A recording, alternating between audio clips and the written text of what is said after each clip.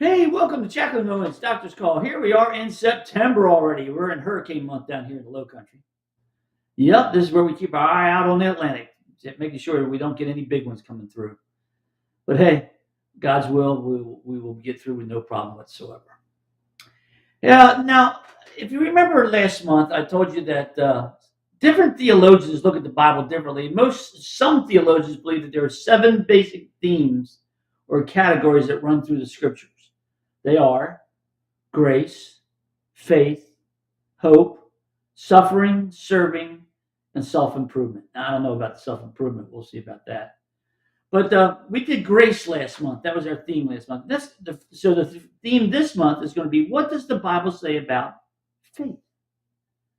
So, of course, it talks about faith. Isn't what the belief in God is all about? Yeah, but what does it really say?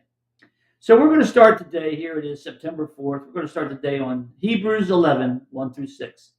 Let us read it together.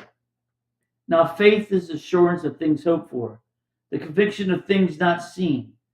For by it the people of old received their commendation. By faith we understand that the universe was created by the word of God, so that what is seen was not made out of things that are visible.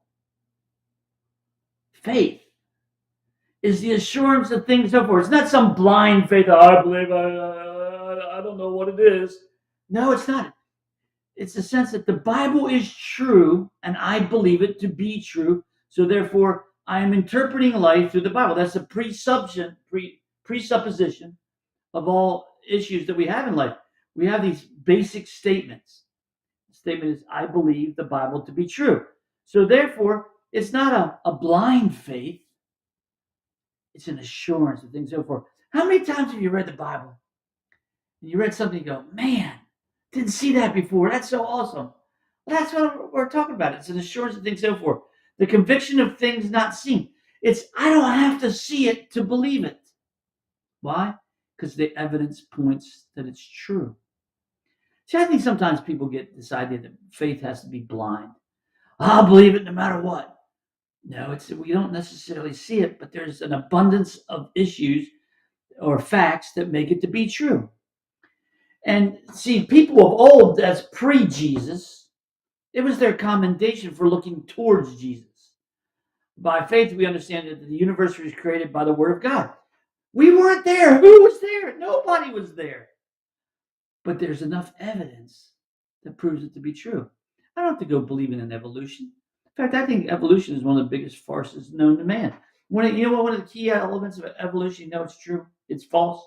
It's true. There we go. It's false. There is no fossil evidence of when ape had the foot that allowed man to stand upright. There's none. Zero. If you look at the pictures they draw it in, but there is no zero fossil evidence of where an ape had the foot that allowed it to stand upright. None. Zero. Don't you think we'd find one? No, we don't. So again, it's not only what you believe that verifies, it's also what counters the other faiths. And science can be a faith.